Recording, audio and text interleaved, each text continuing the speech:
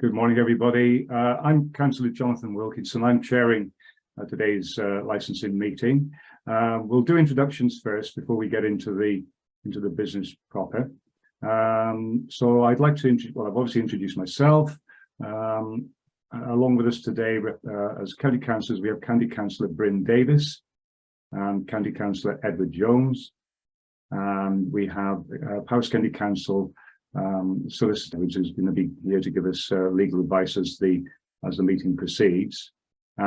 We also have County Council officers here, and I'll let them introduce themselves if they would, please. Martin, can I start with you? Yeah, Martin Phillips, Powys County Council Licensing Officer. Yep, Colin Edwards. I'm a solicitor with Powys County Council, and I'll be clerking the meeting today. Rachel? Yeah, Rachel Moll, lawyer for Powys County Council. Thank you very much, Rachel. We also have a number of objectors and witnesses here today, and we have the licence holder and representatives. Would they like to introduce themselves as well? Can we start with the licence holder and their representatives or witnesses? Yeah, Tristan Davis, Chair of Ashganis RFC. And excuse me, James Lewis Heineman, solicitor, appearing on behalf of the licence holder. Thank you, James. And now can I hear from the objectors that are present? If you could just introduce yourselves as well, please. Well, I can go first. I'm sorry we missed the start. We couldn't get into the audio, the sound.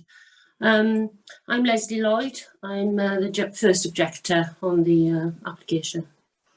I'm Margaret Davies, objecting. Thank you both.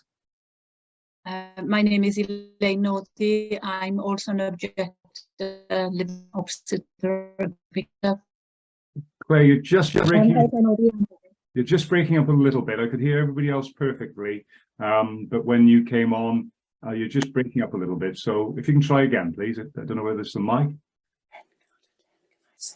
Can you try again, please? Was it Claire? Elaine. Yeah. Oh, it might be our connection. Yeah, it is bad actually. Yeah. So can you hear me now? Yes, that sounded a lot better. Yeah. So could you both introduce yourselves again, because we missed that one. Okay. And I'm Claire Northey. I'm just here supporting. I'm also representing Cynthia Morris, who objected, but unfortunately she can't be here today. Okay. And all the objectors happy that they can hear and see proceedings? I want to make sure that it's fair for everybody. Yes, we did miss your name. I'm terribly sorry. Yeah, so I'm County Councillor Jonathan Wilkinson. I'll just introduce the other county councillors in case you missed that. Yes, so with me today, I have County Councillor Bryn Davis and County Councillor Edward Jones, and we sit on the licensing committee. Chair, you should introduce me as well as the observer. Yeah, there is an observer here who won't be taking part in the meeting, but is here to observe. And he's a panel member, a reserve panel member on the licensing committee, and that's County Councillor Adrian Jones. Okay. Okay. Right, we'll move on. So Chair, can I? Yes, please, Carol. No, sorry, Colin. No, I was just going to say, I think we've got a Mr. Mally Thomas with us as well. Is he a supporter or an objector? Yeah. It's my daughter. I'm a supporter, so I'm just here. I've written in of support, obviously, living locally. Ah, thank you. Yeah, thanks, Mally. Sorry, I missed you earlier. If I could now bring in County Council Solicitor Colin Edwards, and he will outline the case and how we're going to proceed. Yep. Yes, thank you, Chairman. Just very briefly, you've all had a copy of the procedure as written down, but basically the procedure will be quite simple. Shortly, the Chairman will ask the licensing officer to outline the application. That will be followed by questions. The procedure says questions from the panel, but if any any applicant or objector has a question, I'm sure the chairman would agree to you asking a question of the licensing officer at that stage. That's followed by the applicant's case, followed by questions from panel members and objectors.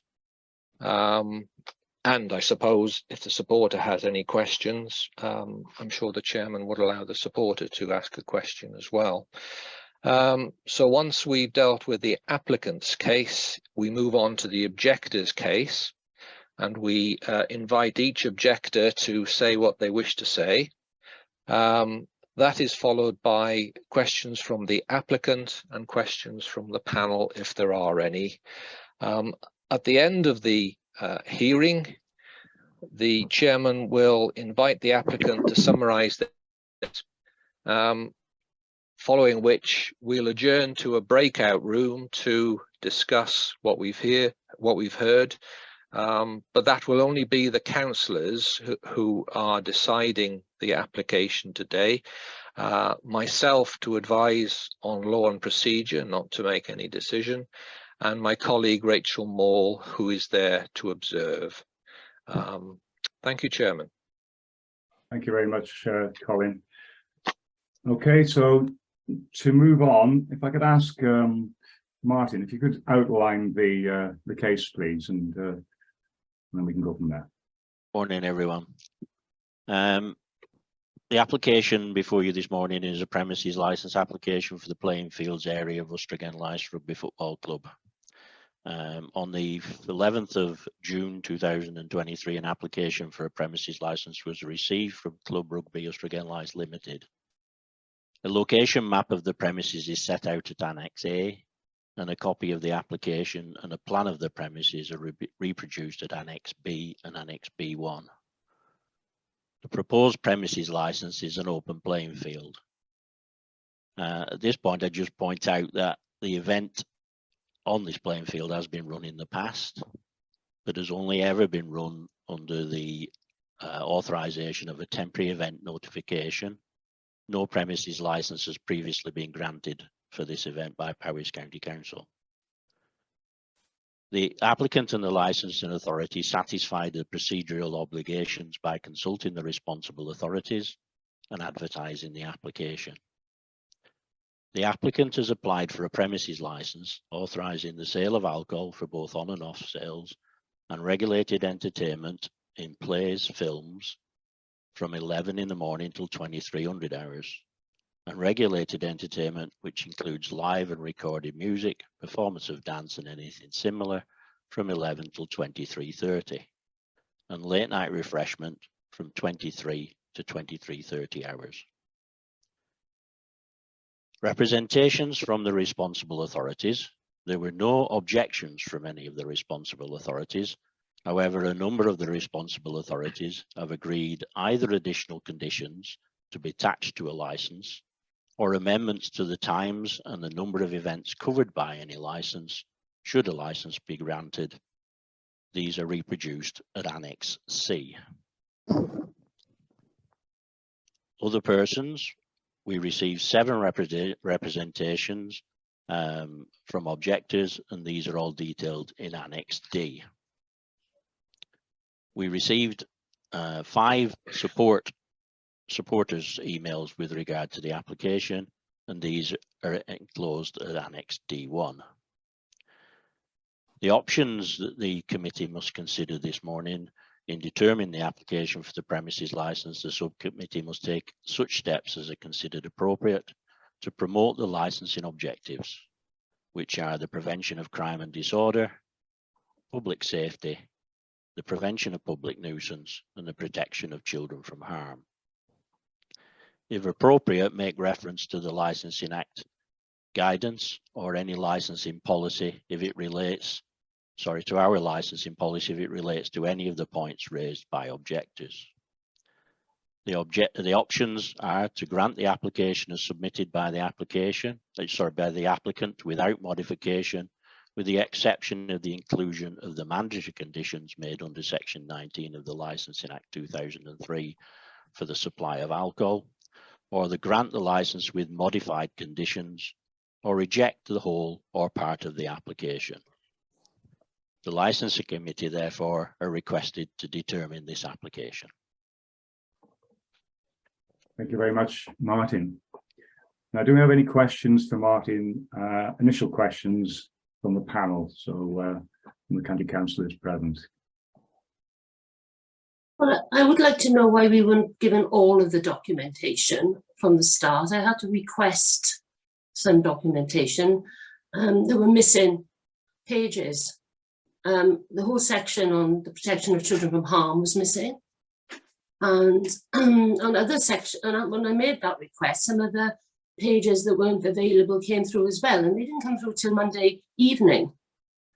So I would like that to be put on record, that we were not given the full documentation until Monday evening.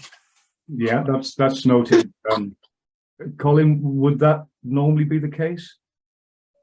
I don't know the reason for that. I can only imagine it was an administrative slip up. Do you have any information, Martin?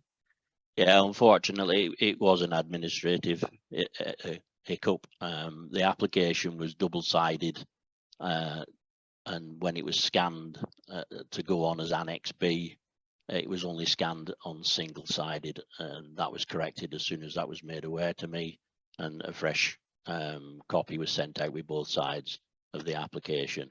Many of the pages that were on there included things that weren't even applied for, such as wrestling and boxing and stuff like that. Well, no, we had that. We did have that. Yeah, that was on different pages though. I mean, obviously it scanned certain pages and not the others, and that was an unfortunate administrative error. Yes, but the fact that 5 events had been applied for wasn't included in the original document either. That we didn't have that. I didn't have that in the PDF. Okay, so I think there was some information we should have had, and I want to make that, put that on record. Yeah, that absolutely will be noted. It sounds like, as Martin has said, that there's been a slip up on the transfer of those documents, and that absolutely is noted. Are you comfortable now that you have the information that you need? As far as I'm aware, I have, what I identified as missing, I now have. Yeah, okay. Yeah, we can only apologise. There's one other thing which we could come to later, but it's not clear if this licence will apply to the patio drinking area of the club. I think that sort of information may come out as we go through proceedings. Okay. But any questions like that, you will absolutely have an opportunity. Yes, but again, this Annex B1, when you look at it, it's a little bit ambiguous as to whether it includes the patio. Yeah, if I could just ask you to do that when we come to the appropriate time, you'll absolutely have enough time to do that then. Okay. Right. So, do we have any questions from the panel? Councillor Bryn, Councillor Ed, or Martin? Yeah, I suppose it's just a little bit of introduce a little bit of clarity that we, as a panel, we can only decide the merits or otherwise of the 3. I think it's been reduced to 3 days, 3 events a year now, and whether that's suitable or not. And it would be right that we can't really consider what other events take place on the premises and the day-to-day and week-to-week use of the site. Would I be right in that? That is correct, isn't it, Colin? Statement? Yes, that you're here to consider the application before you and apply the licensing objectives, and that is all. Okay. So we're fairly limited in what in the decision we make here, really, aren't we? That's in what we can take into consideration. That's the point I'm raising. Really. Well, we're certainly not prejudging anything, I'm sure. So we'll see what evidence comes out, and you'll have to consider that in the round at the end. Anything from you, Ed? No questions from me. Okay. Seems pretty clear so far. Right. We'll press on. Can I now invite the applicants to state their case? Then we'll have an opportunity for questions to the applicants from the panel, objectors and supporters. So I guess that's over to you, is it, James? Yes, thank you, Chairman. So just to recap, so the application has indeed been made by Club Rugby Ystwyth License Limited received on around 11th of June 2023. That application contained full location of the map premises, the copy of the plans, and set out that the proposed premises is an open playing field at the club itself. The applicant and the, as has already been. Yes, please go on. The applicant and the licensing authority satisfied procedural obligations when submitting that. Now, the as set out in the application for the premises license itself does include the sale of alcohol for on and off sales has been set out, regulated entertainment, recorded music, performance of dance, and late night refreshment.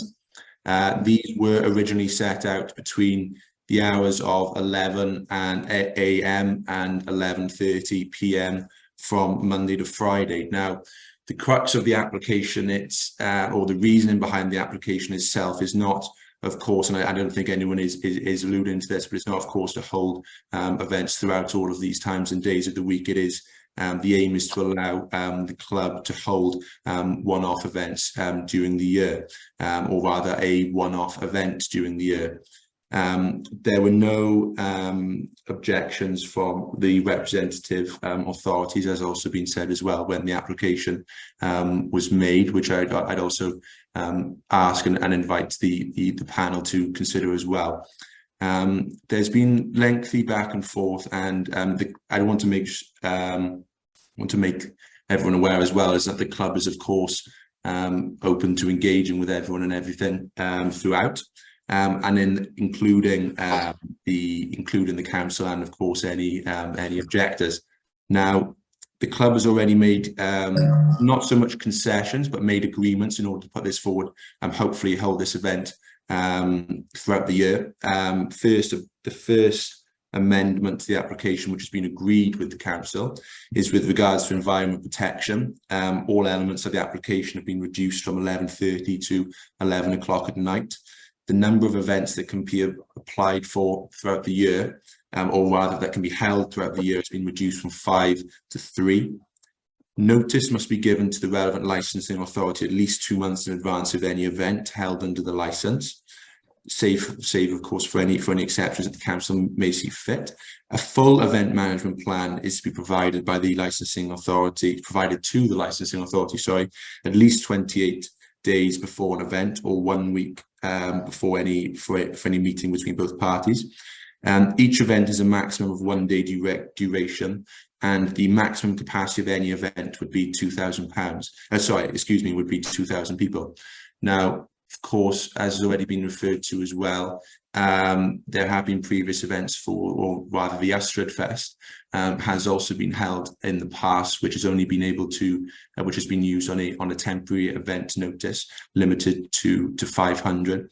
It is thought that full maximum capacity, if granted under this license, would not reach 2,000, but it would hope, and obviously the benefits to the community and everything as well, that it would be greater than the £500, greater than the 500 people. But that's something that can come on to if needed. The other agreements with the licensing authority is with regards to the police.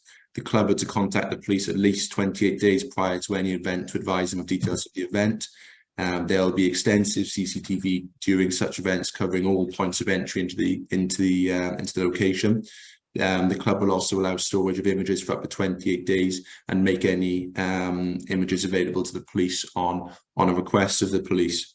There is also extensive health and safety obligations included in the license amendment itself.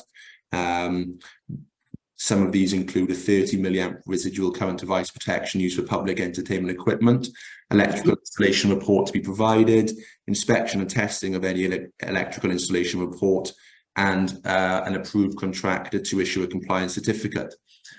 Now, the main event to be, as I've said, the main event to be applied for would be or to use this application would be for the Ystwyth Fest, which has been going on for around 7 years or so now, very successfully for 7 years or so. I would say that. This moment. Yeah, can I just intervene then? No, I'm sorry, Leslie. There will be an opportunity for you to ask questions. I later. thought you said we could intervene. That's fine. No, Okay, no, sorry. I prefer the whole proceedings will be much much quicker and smoother if we can Okay. do it in an orderly way. But no, if you could just wait and you'll certainly have the opportunity. Just before we go on, James, could I just ask anybody who hasn't muted, Mally, Mrs. Lloyd, if you could mute until you're ready to speak. It stops any feedback coming through then. It's just makes things a bit better. Back to you, James. Thank you, Chairman. If I just move on in terms of our case with regards to this premise and licensing application that we're reviewing today, we note that some of the main issues that seem to be raised from any objections relate to the toilets at the Ystrad Festival, the stage positioning, and any parking or traffic. Now, I'd just like to address each of these three points in turn. We note that last year at the Ystrad Fest, toilets were positioned to the left of the field next to the fence running alongside Anniskedwin Road, despite any fencing in place and any additional fencing that was put in place by the club. These portaloos were still visible to neighbouring houses or from the road. The club accepts this and takes this on board, and it's been rectified. And this year this year at an Ystrad Fest or further Ystrad Fests, the toilets will be moved to the other side of the field, away from the residential area. So I hope that would satisfy any concerns that any objectors may have with regards to that. The stage in last year was positioned facing the clubhouse for atmospheric and visual effect, as you could see the acts on the stage from the club on the evening. The festival music opened, well, the doors for the event opened at around midday. The festival music started at around 2 o'clock and closed at around 9 p.m. in the evening. The first act last year, just by way of background, was a male voice choir, and also due to adverse weather conditions, one act declined. So it wasn't a full 11 or 12 hours or anything throughout the day. It really was between those time periods. Now, this year, should an Ystrad Fest move forward, then it would be the club has full intentions of minimising noise for any residents, and agreed, despite the stage, to face away from Anniskedwin Road and literally turn the stage around 90%. So residents relating to Anniskedwin Road really would only see the back of the stage. Moving on to parking and traffic situations at events. The intentions are to cordon off the road to stop people parking outside residents' drives and property. Previous years showed people dropping off at attendees as well, which the club has seen. This has been taken on board, of course, and any future event would be what the area would be marshalled. There was a fair that was put on at the club sometime this year, which was not put on by the club. There was a fair at the area, and this was very successful in terms of parking and everything. And this year, if the Ystrad Fest or any event grants under a licence, there'd be marshals directing people to secondary car parking, eradicating nuisance parking, and police have also given use to their parking cones. There, at an event held into this, would likely to be the Ystrad Fest, if possible, there would be 2 car parks, which allow 60 to 70 cars in each one. In any event, it is unlikely that any of those attending the event not everyone's going to be driving, so the idea wouldn't have thought these car parks would be maximum capacity or anything at all. So there'll be plenty of car parking on site, eradicating any car parking in or around the area. I think it is also important, excuse me, to note that there is an extensive event management plan, around 20 pages or so, which would be submitted as well to the licensing authority before any event is granted.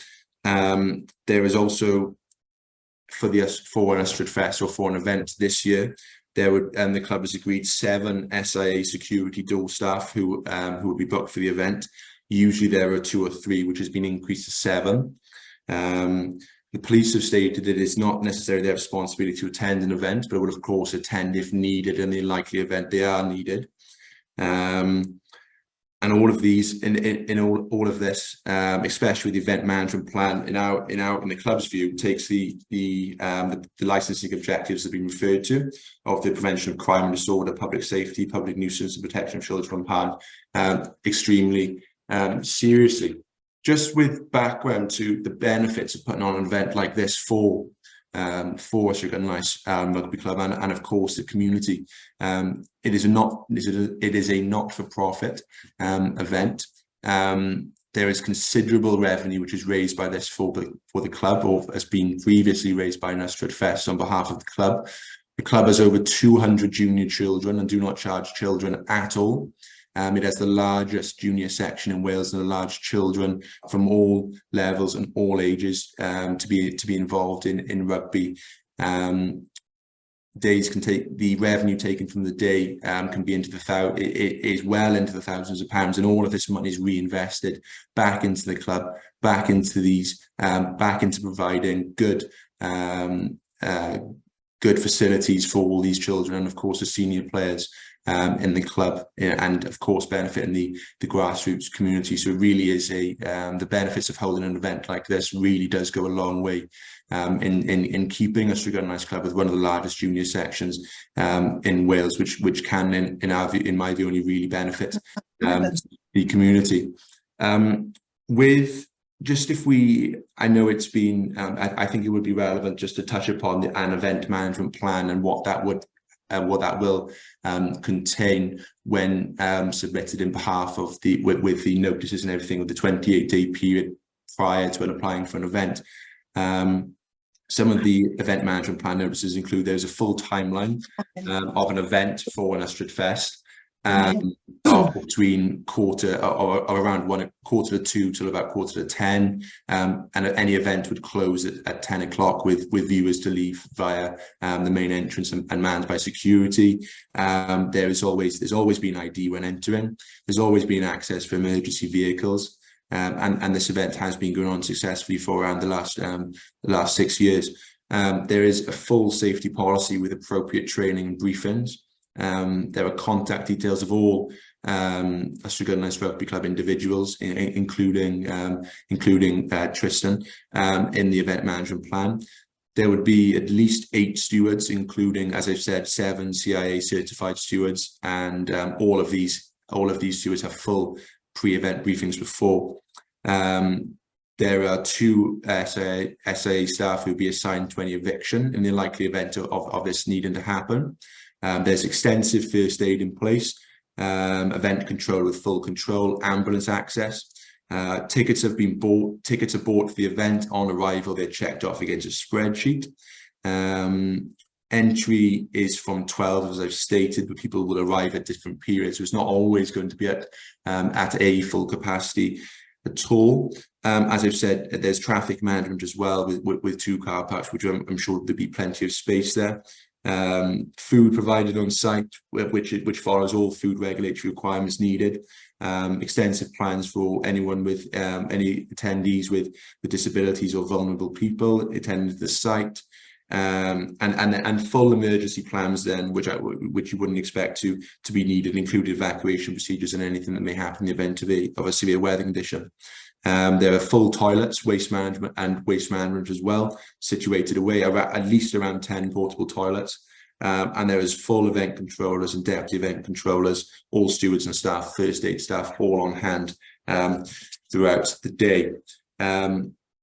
So this really is the extent of the application made by Club Rugby Sugar and Ice Limited for the, as I've said, for the premises license. The intention would be to, it has already been limited to any one-off event from 5 to 3, and it is unlikely that it would be 3 events in any event per year. There would really be the Ystrad Fest moving forward. So I would invite the committee and the panel to take all of these points on board today and really consider the significant benefits of holding an event like this can have on the club itself and everyone associated with the club moving forward and doing so successfully as it has done through previous years.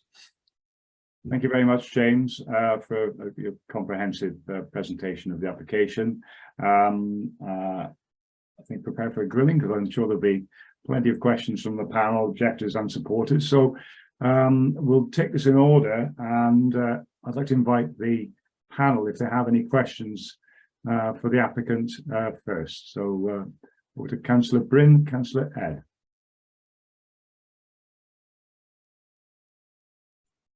Any questions? Yeah, well, so you want to be able to hold three events as the current plan? It's been limited down to 3. And of course I've also got Tristan on the call as well, who is the applicant himself, and I'm sure he can he'll be willing to rectify any points raised. But I think in the likely event that it would really be the one event per year, the Ystrad Fest, the reason behind having a bit of leeway perhaps up to the 2 or 3 is because the Ystrad Fest would be in around August of this year, and then the next one is usually held in June, so that would be June of next year. So obviously in that period, then there perhaps would be 2 in the year. But the real intention, I think, Tristan, if you wouldn't mind. Yeah, sorry, yeah, the festival's normally held in June. Obviously, it's been pushed back this year for obvious reasons.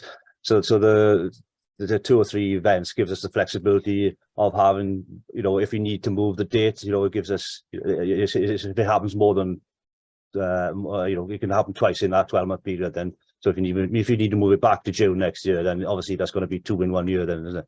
So it just gives us a little bit of flexibility of being able to move dates. Okay. Yeah. Okay, Dale. Would there be any other ideas in the future, maybe to hold something else, or is it just the Ystrad Fest you're concentrating on? Yeah, it'll be like for instance, there was talk of the King's Jubilee, one-off, events like that. It won't be, there won't be any regular events. The only annual event will be the Ystrad Fest. Yeah. Tristan, can I come in there? Yeah. How practical? I mean, I see you've changed times now from 11:30 to 11 p.m. But these events, social events, tend to run on very often, don't they? Is it practical, do you think, to be able to finish at 11? Yeah, absolutely. We've never gone any later than 10 in previous years anyway, with actual music, and then it's just the case of getting the patrons out of the area then. Yeah. And another question: how important are off sales as part of your application? What do you mean off sales? Sorry, sales potentially that are sales of alcohol that people can take off site. No relevance at all. No, I assume that's just part of the license anyway. That I think it's a normal part, but it's not particularly important as part of this. Not at all. No. Okay. Any other questions from the panel, from Bryn or from Ed? No. Okay. I'd like to move on now to the objectors. If you can just raise your hand. I just want to take it in order, and I want to make sure you all have a chance to ask your questions. Who'd like to go first? So that's Claire and let's see, that Leslie, isn't it? Yeah. Can I bring you in, Leslie, first? Sorry, Claire. Sorry. Yeah, there we go. It'll be my man, Elaine. Yes. Okay. Yes. Fine. Right. Oh, okay. I've got a few notes here. I'm literally going to keep it as brief as I can because I'm just repeating myself from directly opposite the club. And if I can just relate back to last year's festival, it was a complete shambles. From the letter we had distributed to us about all that was going to be applied, not one of it was carried through. And we've got photographic evidence. I live right opposite where all these toilets were, well, how can I say, everybody was exposing themselves. There were young children. It was put in a child's play area, which was ridiculous. So hopefully that will be amended. I have submitted my objections, and in a nutshell, it's all about the residents having peace of mind in their own home, that they are not subjected to all these loud musics, and it continues. And to me, if it's going to be brought forward a lot earlier, it's not a case of it going from 6 till 11 o'clock now. It's going to be from 11 to 11, and the problems arose with the traffic cones. It wasn't until myself and another neighbour went to see about having the cones, but they did actually comply this time, and they put the cones out, and that was suitable. But on previous times, it hasn't been adhered to. And even, I suppose, with the cones put in the situation they are, we do see people getting out of their cars, moving the cones. So they're still causing a bit of an issue. And I feel at the moment, on my driveway, I feel as if I'm the parking man there, because I'm telling people you can't park there, etc. So, you know, these are little things to maybe most people, but they mean a lot to me. So, Chair, are we on questions now, or have we moved on to the objectors giving their address? No, I'm basically inviting objectors to ask the applicants questions. I thought that was a procedure. Or have I got that wrong? That's correct. But it sounded like Elaine was under the impression that she was now giving her address. Okay, yeah. So Elaine, yeah, absolutely. At this stage, Elaine, if I could just ask you to direct your questions specifically to James on the application.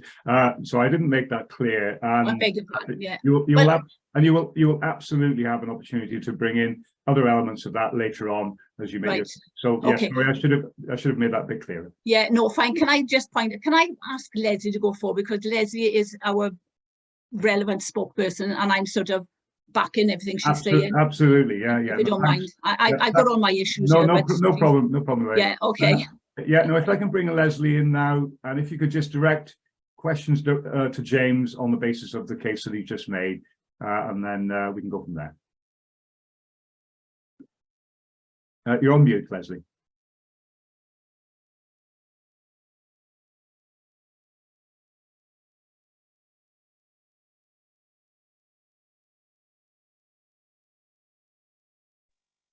Right, you hear me now? Hear you perfectly, yeah. Okay. I've only ever done Zooms with family. No, that's fine. To be honest, I'm not. We've done lots and we're still learning, so don't worry. And I do challenge this idea of Ystrad Fest. There have been numerous musical events across the village. There's been busker gun lice, we've had goils on the playing fields. We've had Ystrad Fest is something that is very much, I think, just the rugby club's project. It's not this community project, you know, community, all the community getting together, clubs and other entertainment venues working together to provide a community festival. Yeah. So I do challenge this idea of Ystrad Fest. Ystrad Fest, to me, is Ystrad Rugby Club. Yeah. Yeah, having a festival, a music festival, and I think this putting it across like it's some big community event.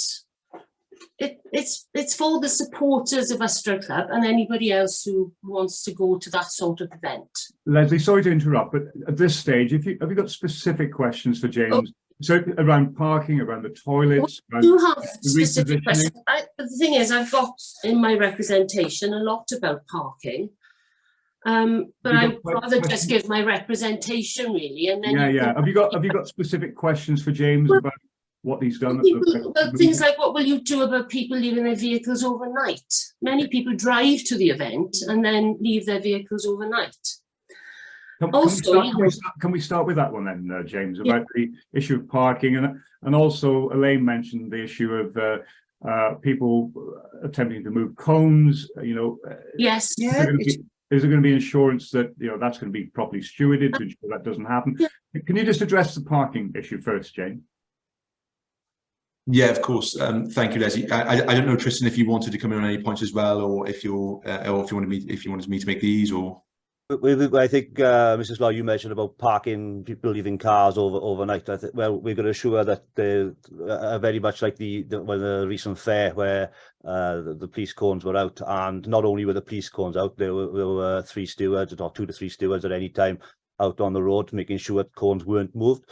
And I think everyone will agree that that was run really successfully as regards to parking.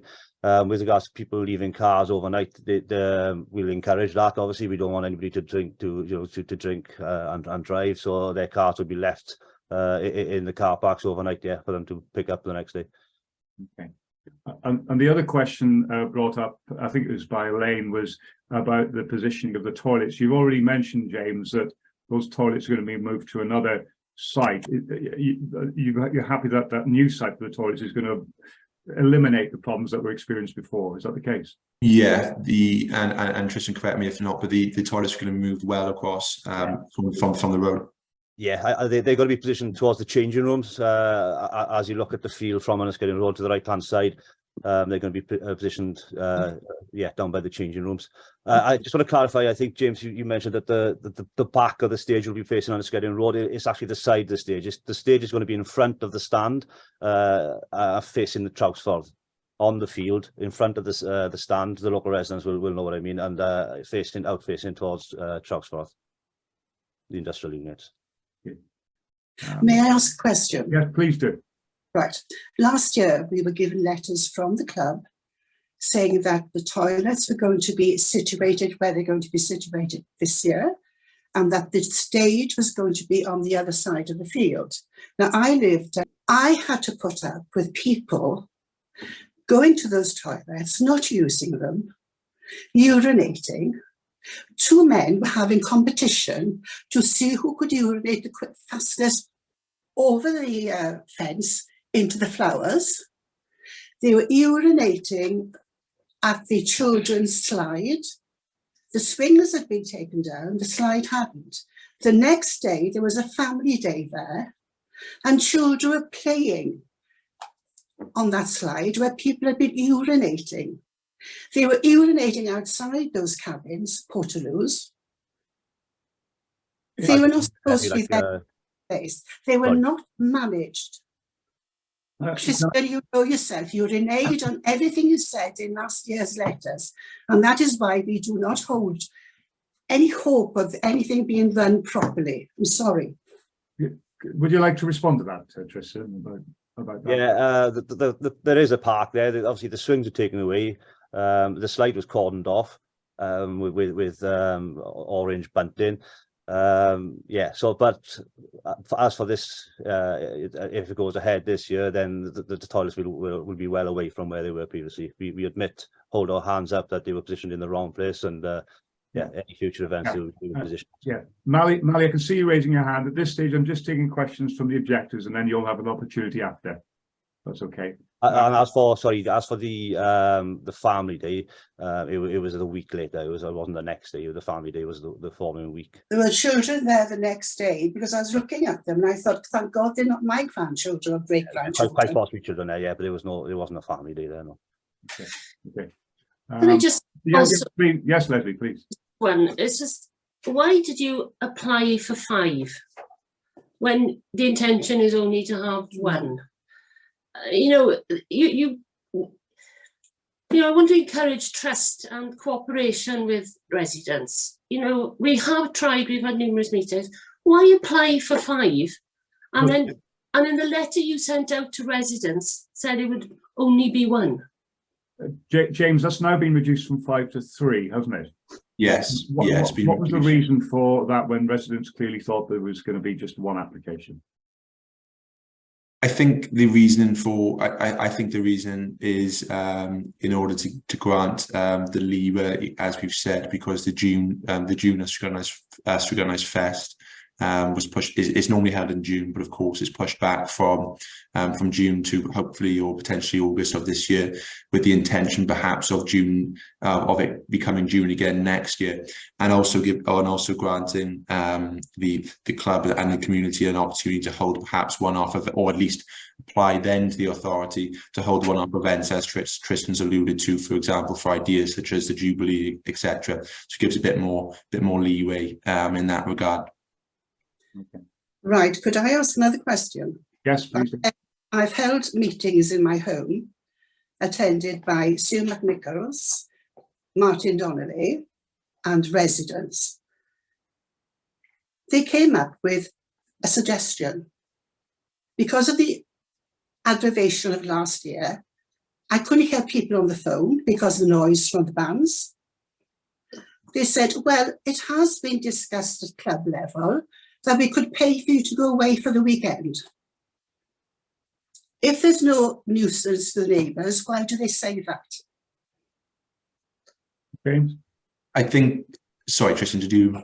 Yeah, I obviously I wasn't at that meeting. I don't know what was said, but I can categorically say that you can go back to the minutes of the club that's never been suggested, and we. Well, why did Martin Donnelly say it to us? I can't answer for Martin. I'm sorry. Okay. Just one more. As I going back to what I said at the start of the meeting, is that patio area included in the outdoor entertainment licence? That's on our current licence. To play music on the patio? Not to play music, no, just for drinking. Yeah, we have seen speakers out on the patio. There. Yeah. I can assure you. Speakers have been put out on our patio. I have witnesses who will account for that if you need it. And last Saturday night, include the patio. Can we just clear that up then? Because, you know, it is a quite an important thing for residents that they cannot play live or recorded music on our patio. I know they can serve alcohol on the patio. Yeah, that's correct. But you cannot play live music or entertainment, recorded music. That's correct. We need a TENS license if you want to go. Thank you. Last Saturday night, just hold on, Leslie. I just want to just get this absolutely clear. There's no intention, Tristan, for that to be the case. Is that right? That's correct. Yeah. Yeah. Okay. And this license won't be used for that purpose. If you are given this license, you are successful with this license, it will not be used for that purpose. No, it's for the actual field. It is only for the playing field, not the patio area. You will not play music or. It's just totally separate license. Yeah. Thank you for your assurance. Okay, no problem at all. Right, I think we need to move on. And I want the support of Mali. You had your hand up a little bit earlier. Has that question been answered now? Is that something you'd like to ask? You're on mute, Mali. Yeah, you're on mute. Yeah, we can see you, but we can't hear you. I can't see you. Yeah. No, okay. No, you're still on mute. Tap bottom left-hand corner of your screen, and you'll be able to unmute. No. Okay. Well. Is that better? There we go. Yeah, there you go. Yeah, no, it was just I obviously was involved in the family day, which was a duck race to raise money for the charity, obviously for the juniors, and I just was clearing up, that there wasn't a family day the following day, and I was actually there cleaning up with my own children. So just to clarify that. Okay, so you don't have a question for James, Mali? No, I don't. No, okay, right, we'll move on. Now it's the opportunity now for the objectors to make their case. And do we have a spokesman on behalf of the objectors? Yeah. Right, okay. Yes, it's Leslie. Leslie, okay, if you can make your case then, please. Okay, so I didn't get to say good morning because we missed the start of the meeting. No, good morning. Good morning. Firstly, I am not a solicitor, police officer, environmental health officer, or any way expert on licensing. I can only give a personal account as a resident affected by the behaviour of a neighbour. I'm not sure if any of you are familiar with the site of the welfare grounds. I have lived on Enniskedron Road with my family for 30 years. In that time, I think we can agree society has changed. Communities have changed. I could sit here today and I could tell you what a good citizen I am, how I've served my community, been a good neighbour, contributed to society, but it isn't relevant. For the purpose of this meeting, I believe we have to be able to separate the sport from the venue. The service the club provides in terms of access to rugby is not in dispute, and we are not discussing that today. The fact that it is available as a venue to other community projects such as charities isn't relevant either. It is the clubhouse as a social venue, a public limited company. It's the integrity with which they manage their licence that requires scrutiny. There's stewardship of the licence. It is not and should never be acceptable to hide bad behaviour behind sport and good causes. To go on to the licence application. We received a letter from the rugby club in which it stated it plans to hold a very limited number. In fact, probably only one. In fact, it now transpires it applied for 5 events per annum. Nowhere in the available online application or the public notices is it made clear. Other than the initial letter, the club has not had a meeting or any further contact, as far as I'm aware, with other residents, who they know will be most concerned and affected by the events. Neither did they arrange a public meeting, which may have provided clarity and addressed concerns.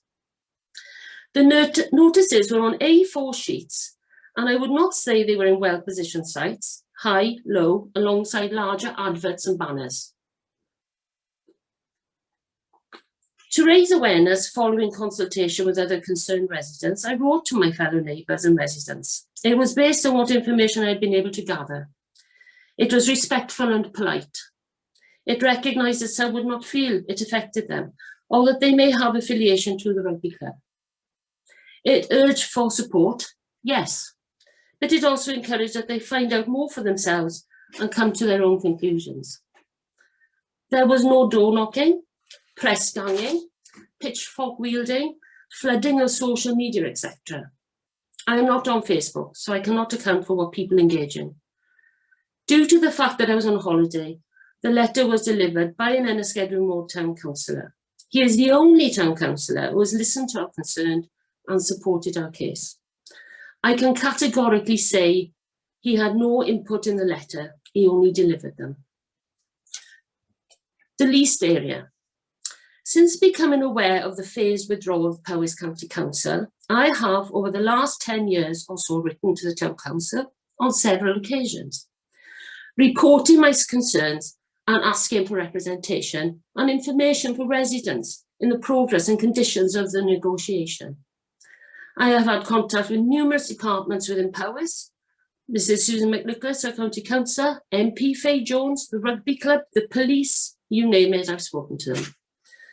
On the 6th of July, myself and my neighbour Elaine Morthy addressed the Town Council in relation to our concerns about the licence application, to raise awareness of the experience of residents, which includes antisocial noise, antisocial behaviour and acts of vandalism. We also requested information on the management in terms of individual club responsibility. We also tried to find out where the liability lay, whether the owners of the land have any responsibility. Currently, 2 town councillors are affiliated to the rugby club. Prior to the last election, there were 4. And 3 are trustees of the Welfare Ground Sports Association. This is a registered charity founded to raise funds for the lease renewal. The charity's summary of purpose is provision of community playing fields and facilities for the benefit of the local community of Ystrad and the surrounding area. And in structured governance and management, it states it is predominantly for sport. The town councillors, including the 3 who were trustees of the charity, were unable to provide any clarity or reassurance. I was advised to provide them with a copy of my representation for further consideration. I have done so. I have yet received a response. Given that the Town Council made a substantial financial contribution to the charity towards the lease fees and gives other grants of financial support to individual sports who use the facility, I think it would be fair to expect some clarity and transparency to be forthcoming.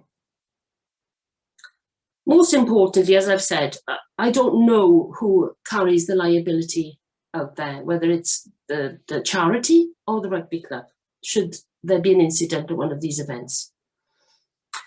I also provided Chief Inspector Gareth Grant of Ystrad Police with a copy of my representation to the Town Council, alongside a cover letter expressing my concerns. To date, I have not received a response. So I'd like to talk about the site now. I do not believe the application or what I've seen in the application, demonstrates clearly how it will meet objectives of the licence. Where is the detail? The outdoor drinking area, well, I'm grateful to Tristan that he has confirmed that it will not be used for entertainment. The outdoor drinking area, I was going to ask about that, but I'm grateful that that will not be relieved. But we still have ongoing issues with it, in that when patio doors and windows are left open, the noise is pretty unbearable for some neighbours. And if you sit outside, you know, you can't have a conversation. And as I've said, we've seen speakers placed out on that patio area as well, which at the moment they're not, you know, what they shouldn't be doing. The grandstand. I assumed, again, I don't know if this is included in the licence, whether alcohol would be able to be, whether it would be allowed to be taken into the grandstand. Both sides of the stand should be enclosed during non-sports events. Children can congregate in the stand, climb out, jump off and throw missiles from it. Pieces of stone, litter, even cast iron stopcocks. I've been out and spoken to children who were of primary school age, who had found a cast iron stopcock, climbed up in the stand and were throwing it out. And when I went out to speak to them, they said to me, we're having a competition to see who can throw it the furthest. I mean, they could lose a finger, they could, I mean, you know, and I asked them where their parents were. I said, who's supervising you? And they pointed to the rugby club. And I sent them back to the rugby club. The windows at the rear of the stand were systematically smashed, boarded up, vandalised and smashed again. They're now bricked up. We've had numerous arson attacks on bins. The football shelter on the welfare ground site was vandalised and burnt down to the ground. And even the stand itself is at fires in. My husband's gone out and put a fire out that was in the stand, which prompted one neighbour to say, why didn't you leave it burned down? The children's playground. Youth congregate here and their behaviour at times has been far from innocent or appropriate. And this is last year where they put the portaloos. You know, residents also witness underage drinking and drug abuse around that area of the children's play area. So I would propose that this, in any event, if they're going to have their music event, that this area should be fenced off and excluded from the site. How will you protect residential properties? A large section of the proposed site is my neighbour's boundary.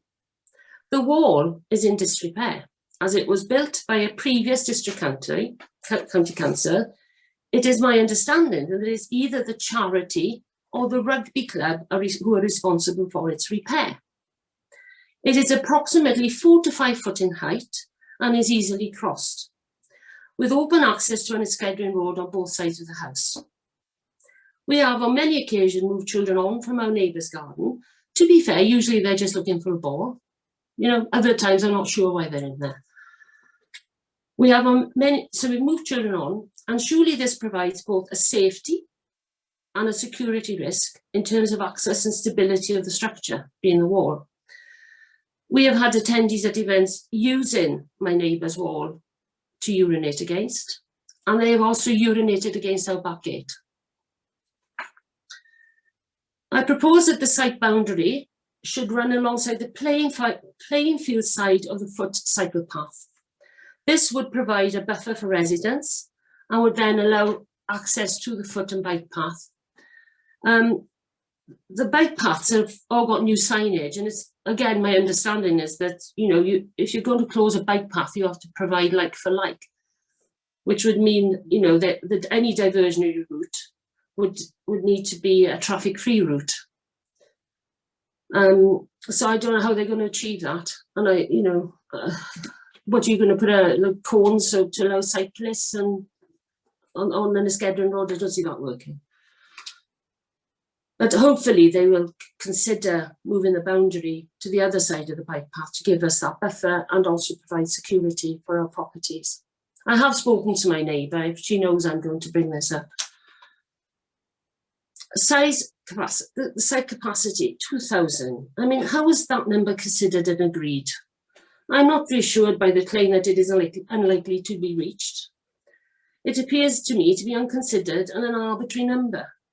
These events should be ticketed and have a pre-agreed capped number based on proper assessment of what numbers can be managed on the given day. Surely this is all essential to ensure adequate security. I would expect police and other emergency services to be involved in this and committed to delivering a safe event. Will this be the case? Or are we to rely on post-CCTV assessment of an incident after it's happened? Parking and traffic, well, we've probably covered that, and you've said the capacity of the rugby club car park. I am concerned about the lane, which is a very narrow lane that runs into the Welfare Grounds car park. Again, because nobody's come back to me about the lease and how the lease is working, we don't know who owns that and who's responsible for the maintenance and management of it. It's very narrow, and when there's a high volume of traffic, it becomes congested, and it's coming out onto a busy road, out onto the busy road.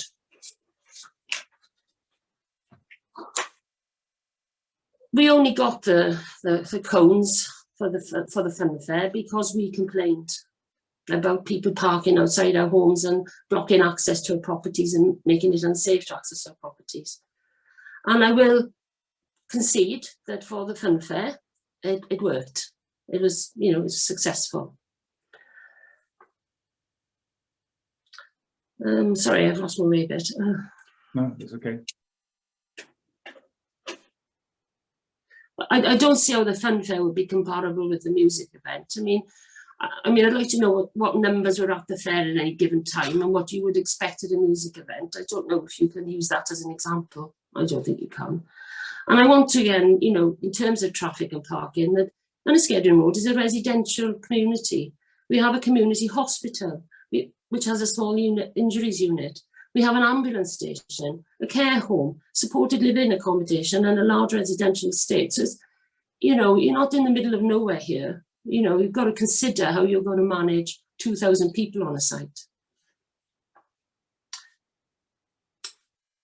So I've covered that bit as well.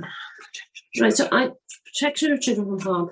So at the moment, whenever I go and walk my dog, I regularly see children vaping. I see children smoking cannabis. We've moved them on from the back of our house. And I've seen children of primary school age engaging in antisocial behaviour and vandalism. As I explained, you know, there's throwing things from the side of the stand, climbing out of the stand, jumping off the stand. I mean, it's dangerous. What they're doing is putting themselves at risk and others at risk. Leslie, I don't want to interrupt, but are these events specifically related to this application? I think we're in danger. Yeah, because, you know, if you're going to put on events of this type, then you have to know what the complex issues are out there on this open site.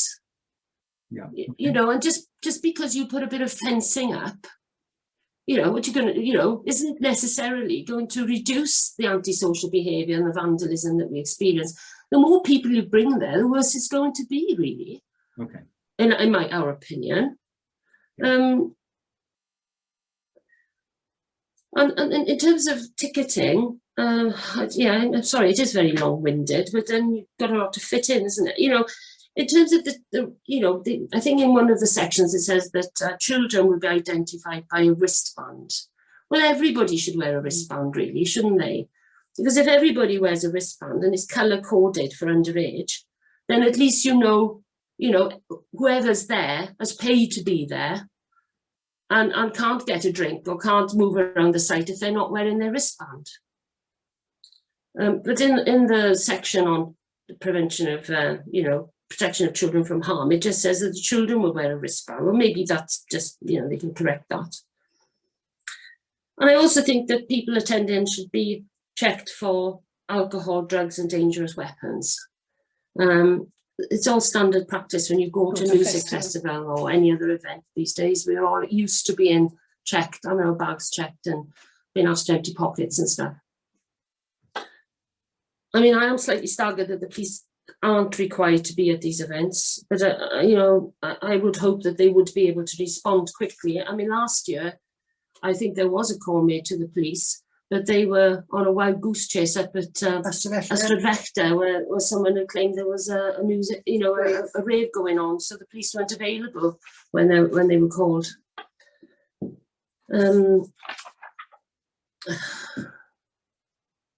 Sorry, I've lost my way. Are you happy that you? No, not far. I'm not far off now. Yeah. So the letters of support. I feel I must go back to these because I find references to minority and majority disrespectful and offensive. It's not one person's voice as important as any other. It incites division and does not lead to compromise and resolution. If you live in close proximity to the clubhouse, you have no tick dislike option. The intrusive noise and the antisocial behaviour experience is not optional for residents. You will hear it, you will be aware of it, disrupted by the entertainment, increased footfall, traffic, etc. That's fine if it's your choice to be there, not so great otherwise. If it is NIMBYism, it is not NIMBYism rather to expect respect and consideration from your neighbours. And if wanting to feel safe in your home, being allowed to enjoy your indoor and outdoor spaces without the intrusion of antisocial noise and antisocial behaviour is considered self-interest, then I will happily own up to that. Also, I have to say, one-day events are not one day to residents who have to put up with the increased traffic, noise, and the pre- and post-event construction. There is also the accumulated effect of weekend after weekend of fun fairs, family days, award days, birthday parties, bingo, lingo, school events, evening parties, live bands, etc. This all runs alongside the expected and accepted rugby activity of match days, tournaments and training, etc. So once again, we as residents are not objecting to rugby and to the activity that goes around rugby. Going forward, I urge you not to grant this licence application, particularly after the experience of last year's music festival, where virtually all of the reassurances of noise abatement, traffic management, risk management, and basic cleanliness were abandoned on the day. A temporary event notice or a probationary period would be a much better starting point. The club need to work with residents to build trust and confidence and prove that they can run a well-managed, considerable, possibly even inclusive, safe event. As a final note, we have been campaigning for a curfew of 10 PM on outdoor drinking on the premises. Our requests have been ignored. Instead, I fear this licence, should it be successful, will only make matters worse for residents. Thank you. Thank you very much, Leslie, for your statement on behalf of the objectors. I'm now going to ask the applicant if they have any questions for the objectors. Over to you, James, to start. Thank you. Thank you, Chairman, and thank you, Mrs. Lloyd. In terms of, and I'm sure Tristan will correct me or anything if needed, but just in terms of, obviously the club takes everyone's views, just to put forward, the club takes everyone's views on board, and of course is always wanting to always want to engage with residents and of course have involved in the community as well. And I would just like to clarify one point, is that all I understand the position to be, which is set out the event management plan, is that people will be searched on entry if considered appropriate, especially with regards to alcohol and everything as well, just to reassure that. And of course, for the Ystrad Fest, there is significantly increased stewards and everything who are of course at the area and everything as well. So can I ask, what's the ratio of steward to attendee? To you know, what sort of ratio do you operate on? We'll need to, of course, that's all considered and everything, but it's not just stewards who are going to be in attendance. There are individuals associated with the club, the full committee members, health and safety individuals, everything as well. It's not just the stewards on the front of the entrance to the club. In terms, can I interrupt for a second there? Just got a question from Martin. Is there an expected ratio of stewards to attendees, or is that something? Is it defined or not? What would be expected on events like this now, because they're obviously operating under an event management plan? those issues would be included in the event management plan, and if the responsible authorities who then view that event management plan feel that things need to be increased for either this event or any future event, that can be incorporated within a changed event management plan without affecting the license itself, because it's far greater controllable through the event management plan and adjustable through the event management plan than it is specific to tie down conditions on a license. The police obviously are the responsible authority that would look at the management of the ratio of either SIA stewards or SIA and voluntary stewards. They regularly do this when we have the YFC annual events and things like that. Okay. Thank you, Martin. Back to you, James.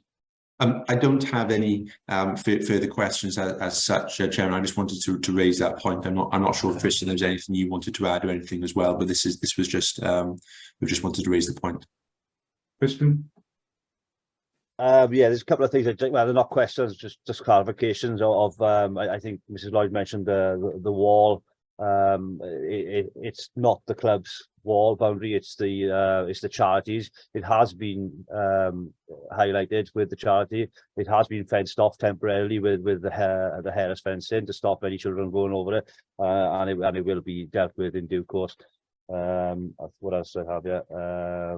Can I just say, if you were to go ahead with your music festival, could we have fencing there to give my neighbour? There's currently fencing there now, as it stands. Harris fencing there now, and that will be kept there.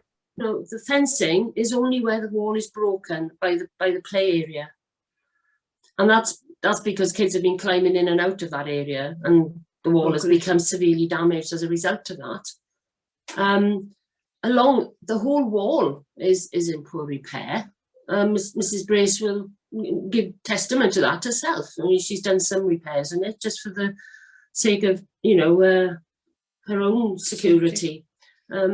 You can easily get over that wall. If you've got 2,000 people out there, all right, you're not going to have 2,000, but whatever, 1,000 people out there, they'll get over that wall very easily. They can escape through her garden and out and away. You've got to put protection in for residents. You've got to provide a buffer for us. It's not fair to use a residence boundary as your site, as part of the site. I think you've got to push it back in. And that does also sort of set you back from other properties as well. I don't see it. I'm trying to be I'll just ask the question regarding the charity. So Tristan, what is the liaison between the club and the charity? Do members of each sit on each other's boards? I'm a trustee for the charity also. So there's currently two committee members of Ystwyth Rugby Club who are trustees of the charity, along with I think there's 7 in total from the other organisations within the Okay, so both parties would be aware of any difficulties that occur on either side then, really. What's that, sorry? So both parties would be aware of any issues that occur on either side, because okay, understand. Are you able to tell me, as you're a trustee of the charity, who carries the public liability insurance there? Both authorities, well, the club and the charity both have full public liability insurance. Okay. For the area, because it's covered twice basically. Okay. I'd like to bring in the panel now and give them an opportunity to ask questions to the objectors. Bryn, you had your hand up. Yeah, I've got a couple of questions, but just relevant to the last conversation. Does the site actually belong to a council, but the charity run it? Is that right? It's owned by the Gough Estate, who leased it to Powys County Council, or Breckishire Council previously, and then Powys County Council, who relinquished the land about 3-4 years ago. A charity was set up then to take on the lease of the ground. So the charity leased it directly from the Gough Estate now, so the council is not involved as a party anymore. That's correct. Yes. Okay. Is there a lot of the issues that Mrs. Lloyd raised they're not uncommon with the recreation grounds in towns around the county are aware of similar situations in other towns, because that ground, it sounds quite like it's a piece of land where youths congregate and socialize, or in an antisocial manner. Sounds like. Is that the case? Do they have a right to be there, or is it something that the charity can? Is there room for the rugby club or the charity to restrict access to these grounds during the rest of the year? Because a lot of these issues don't sound particularly and specifically relevant to an individual event that would be held there, but problems around the year. Yeah, because obviously events, if you already have that element in the area of antisocial and vandalism, and these events don't exactly help matters today. I'm not against the rugby club having events. I've never been against them having, their events. Or what we want to see is that we as neighbours are considered and treated respectfully. And that includes noise, and just trying to manage the noise. But the problem with this particular site is it is a large site. I think it's about 3 acres or something. It's massive. It's got 2 football pitches and a rugby pitch and a central area that used to be used for cricket. It's got multiple access points and through routes, cycle paths, footpaths, and also unmarked paths that are, have existed for many, many decades. So it's so if I can just give a bit of background, the reason I'm so concerned about the lease is that I have, for the last 10 years, been trying to find out, how they are going to manage it, how they are going to approach security and maintenance. But that isn't what we're here today to talk about, admittedly. But, the fact that the license is, this license, and you've got to appreciate that what we went on is what was posted on gates and fencing, and one letter we got from the club, and then what was advertised on the licensing site.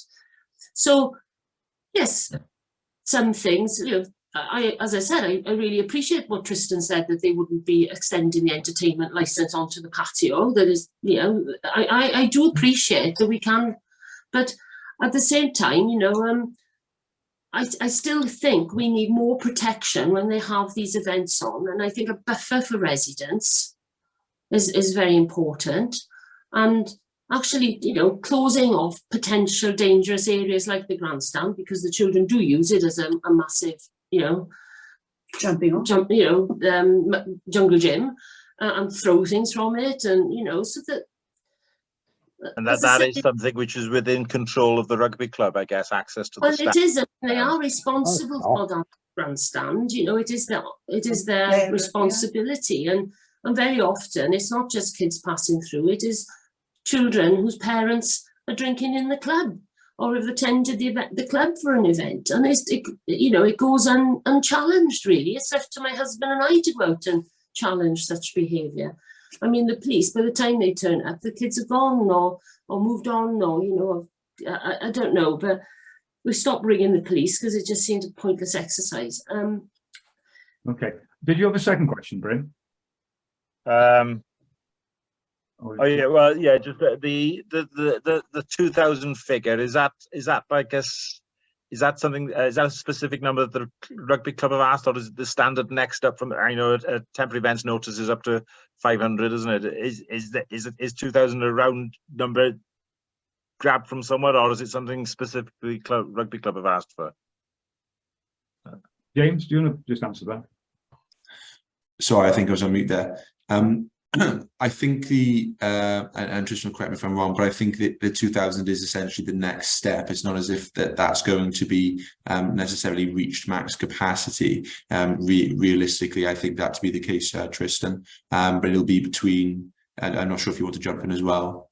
Yeah, that's the case. Yeah, it's just the next step basically. Yeah, we've got to take staff into account and volunteers, and Okay. Edward, did you want to ask anything before? The only one I had was the 2,000, but that's already been answered. Okay. Mally, I can see you wanted to come in there. I'm sorry. Thanks for being patient. Mally, you're still on mute. Am I off now? That's it. Yeah, fire away. Yeah, I just wanted to raise something, obviously, that's been raised by Mrs. Lloyd, you know, and it's all relevant because I'm a resident just down the road from her, actually behind her. It's quite interesting about what you were saying, you know, that the children, I've got 2 children myself, you know, that use the recreational ground, use other parts of Ustragon. But one thing that sticks out to me, a lot of the issues raised with obviously this morning, you know, whether it be the grandstand or, you know, dog walkers or anything like that, it's not just solely the rugby club. You know, I sit on the community Glanreed Gits, which is an improvement team for Glanreed, and we raised £75,000 to put a park in the ironworks. Right, it hasn't had its problems. It's been arson, it's had drug use. You know, I just think that's a common point of society. So I'd like to stress that as a junior coach at the rugby club, you know, we've got 250 children. We are trying everything we can to get children off the streets from Ustragon Lice, you know, whether it be, you know, the local area or further afield. But I think what we've got to just raise to you as people that aren't, you know, Ustragon Lice residents, you know, my mother performed the Eisteddfod there in 1954. We played Neath Rugby Club there with 4,500 people back in the early 90s with, you know, no account in terms of, you know, people parked there where people on the call had husbands there, what have you. But I think where we've got to be mindful of is we're trying as a club, and it's not just a club. You've got the bowls club, the tennis club, the dog walkers, the football club. You know, it's part of a whole picture. And I just think we need to be mindful that, you know, a lot of what's been raised is nothing to do with the license for a 7-hour music festival. It's a bigger global picture of, you know, children, behaviour, society, and I think that should be raised. And I'd like to raise that as a junior coach at the club, you know, we're doing all we can to bring these children off the streets, to help their mental health, support their parents. Yeah, I'll give you, just hold on, Leslie, I'll give you a chance now. Yeah, and I just think that it needs to be mindful, you know, that obviously, you know, I pick up dog mess off the pitch. I pick up dog mess off the TikTok that my said win. You know, so I'm a junior coach. I think we need to just be mindful that a lot of the issues that have been raised are totally valid, and I'm not saying they're not, but I just think we need to be mindful, as one of the councillors said, these are issues that are across society, across the world, and all we're trying to do is create an environment. And the extra events that I mentioned, whether it be, you know, a baby died, we raised £5,000 2 Saturdays ago, right? There was no music there. I just wanted to clarify that. Now, can I give Leslie an opportunity to come in now? Leslie, yeah, please do. Yeah. Look, nobody disputes that rugby, should you wish to engage in it, is a good activity for children. It's exercise, it's team and working together. No one's disputing that. No one's disputing that the rugby club has charity events. It's what I said at the start, you know. I could sit here and tell you what I've done for the community. It's irrelevant. You know, what we're discussing here is how you manage antisocial noise and behaviour. You know, something that at times is out of hand at the other side of my garden wall. Sometimes I have to go out there and intervene because I think children are putting themselves at risk. And the rugby club have to recognise this, you know, and own up to it. That they, you know, they bring people to the site. Not all of them are there for rugby, and I challenge them when they're not. But you know, I was a club secretary with the tennis club. The tennis club is gone. Okay, there's no tennis club. A pickleball club there instead. No? Yeah, there's a pickleball club. You know, there's a pickleball club there. I mean, you can't really, and I'm sure they do contribute to the trustees. But let's just go down that sort of rabbit hole. It's about how you manage this behaviour, and the events that you put on increase that behaviour.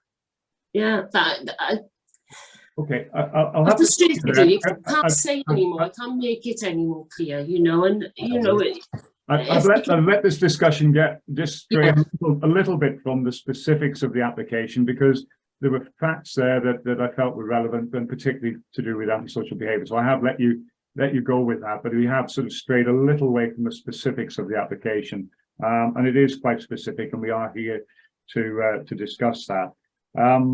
I think we've probably given everybody a fair chance now to ask a question, and I'm going to ask now the applicant, and I'm guessing James, you'd like to do this, and that's summarise your application.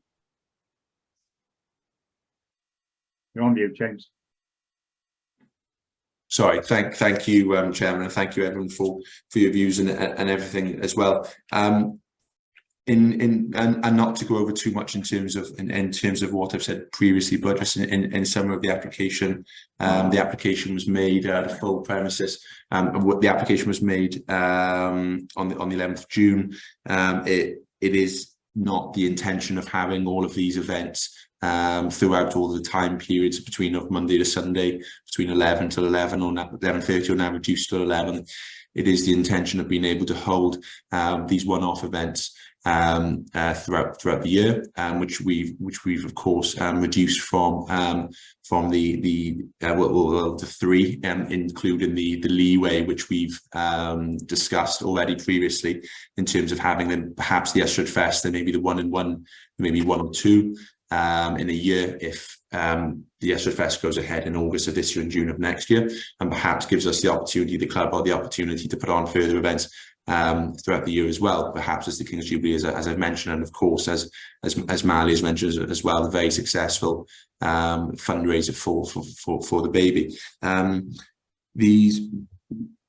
It's important. I think it's important to raise as well that in support of this this specific premises license application, there is a full event management plan which is submitted, and all of the notices are submitted to the licensing officers as well when essentially holding or looking to hold these one-off events throughout the year, which is extensive, which does include all security, all information with regards to that, all threats, all checking, all stewarding, and all of these matters are included in that, and for consideration by the licensing officer and the representatives or the police if necessary, as well. That is the extent of the application itself, and the extent of the application itself. Then, as I've already mentioned, if being allowed to hold an Ystrad Fest, okay, at a higher capacity than previous years, I would hope that by submitting an event management plan, that would aid and look to aid all views. Look to comply with all requirements the licensing authority, the police may have. The further point then is that the benefits I would like to just touch upon again that holding an Ystrad Fest does have on the club and of course the wider community then itself, is that it is a not-for-profit organisation. It has one of the largest junior sections in Wales, especially as Mali has mentioned here, the number of junior children involved in the club. These events really do allow junior children to be able to be involved in rugby, and of course seniors as well, and the benefits that those have of keeping children in sport moving forward as well. So I would, unless Tristan, there's anything you want to further add, that is really a summary of the application itself, and of course the benefits that flow from being able to put on these events has from that. I think summarise everything up. Yeah, nothing to add to that. Okay, thank you, James. Thank you, Tristan. Colin, I think we've now reached a point that we can adjourn. Is that correct? Yes, Chair, I think we've reached that point. Carol will post a breakout message, I think, for the panel members, myself and Rachel, to go to a breakout room to consider what you've heard. Okay. We'll now adjourn. I'm comfortable that we've heard from both objectors and applicants, and both have made their cases very well. So the panel will now adjourn. It will give you all a chance to have a comfort break, make a cup of tea or coffee. We'll adjourn and then we'll come back with our decision. Thank you. Thank you all for bearing with us and for your patience. As you can tell, probably by the length of time it's taken us to come to a decision, there's a huge amount of information to go through, and to be honest, the strength of the case made by the objectors. Sorry, you're breaking up. Sorry, can you hear me now? Yeah. Who was it who couldn't hear? Was it Mrs. Lloyd? No, No, we can't hear you. Yeah. Can you hear us now? I just we can't hear see you. No. Can you? I hear you. I've got not muted and we're not. Anybody else? Anybody else having difficulty? No, we can hear you. Okay. Okay. So is it just Mrs. Lloyd who can't hear us? No, she can't. Yeah, it might be worth it might be worth if people turn their cameras off if they're having problems with their internet. So if if Leslie Lloyd, turn your camera off. The camera off, just have the. Yeah, it might just help the sound. Yeah. Can you turn your camera off, please, Mrs. Lloyd? No, very broken. That's it. Are you able to hear us better now? Are you able to hear us? No. You can't. I'll just see if my husband can have a look. Hang on, sorry. Okay, I won't proceed until I'm comfortable you can hear. No.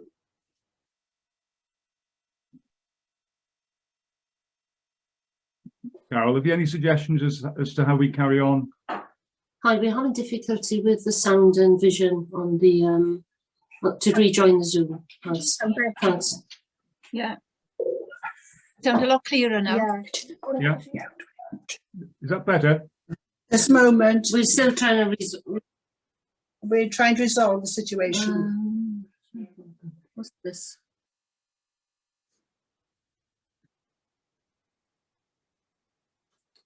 Oh, it's all there. Thanks for bearing with us, everybody. I'm just trying to We've gone off now. sort this out. We said to try to start. We said try to switch Just the a video moment. off, but it's just distorted. And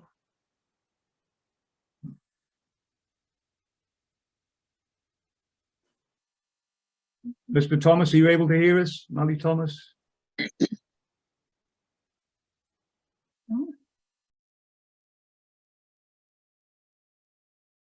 Yeah, I think it sounds like it's Mrs. Lloyd's internet. You can hear it cutting in and out, but yeah, Okay. I'm able to hear you. Yeah, no, I can hear you perfectly. Thank you, sir. Thank you. Leslie, I think you haven't got your charging cable in here. But Claire and Elaine, can you hear us okay? Yeah, it's fine. Yeah. Have you got your charging cable in, Leslie? I can hear you. It's a little bit distorted. That's it. Yeah, we can hear you perfectly now. I think we're gonna have to press on, I think, if you can hear me. Yeah, okay. Okay, right, thank you. I'll start at the beginning again. Thank you for bearing with us, everyone. We've had a very, very lengthy debate, as you can, I'm sure, appreciate.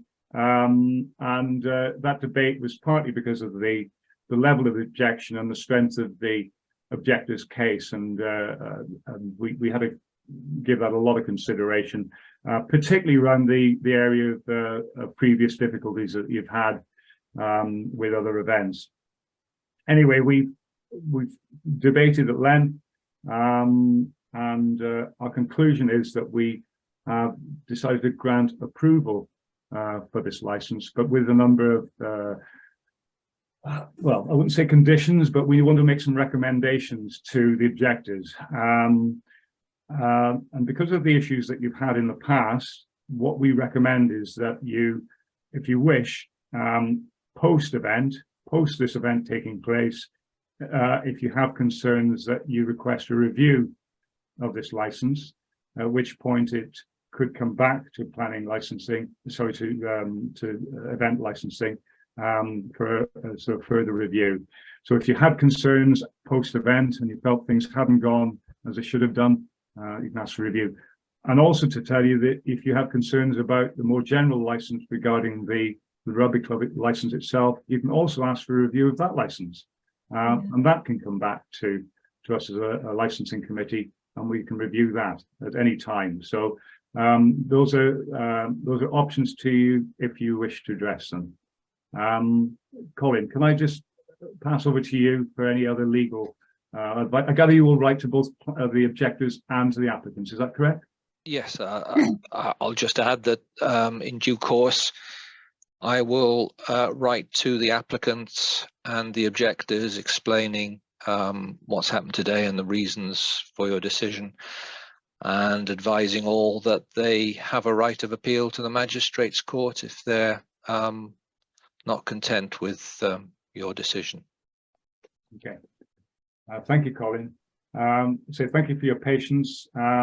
This was probably one of the more difficult licensing committee meetings I've had, and it was all of us had concerns which we've been assured will be by the applicants will be addressed, and we look forward to you having a successful event, smooth running event, and that any issues you've had before will be ironed out. So we welcome any feedback from the objectors post event, after the events happened, if you've had further concerns. Can I just ask a few questions? Yes, of course. I know you've granted the license. Does this mean it's kind of open-ended now? It's just set in stone, or does it get reviewed any like every 3 years, 5 years? It's set in stone insofar as set in stone without review. If a review is requested, then it's exactly what will happen. There will be a review, and we can look at the grounds for that request and consider any new information that comes to us. Yeah. Okay. And since we got Tristan and James on the call, I did read it mentioned about a contact number during the events that can raise any issues or concerns. Is that still in place? Sorry, Claire, if you repeat that, you broke up a bit, sorry. Yeah, in the slide pack, you mentioned there'd be a contact number to raise any concerns or issues on when the event takes place. Is that still going to be in place? Yeah, that will be the case, yeah. Yeah. What is the number? Yeah, and just to sort of confirm, during our debate, any community engagement that's possible pre-event, I think would be welcome, and I think that goes a long way from our experience. So the more community engagement you can have, the better. Yeah, because it did mention that any concerns we raise, they'll be logged, actions will be taken, or any like lessons learned. Is that something we get to see? Sorry, could you say it again, Claire? I missed that. Yeah, any issues that we have, we can raise it obviously through this contact number, and it did say they would be logged, and the concerns would be addressed, and any like lessons learned would come from it. Is that something we get to view? Is that the case?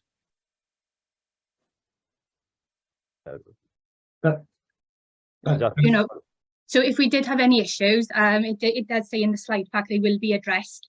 Do we get to see what's been done, what corrective action has been put in place? Yeah, I can't see any reason why not, no. Yeah. So I think that concludes our licensing committee today. Thank you all for being so patient and conducting the meeting in a really civilized way. And we look forward to having a successful event and welcome any feedback. And with that, I'll declare the meeting closed. Thank you very much. Thank you. Thank you, Chair. Thank you, Chair.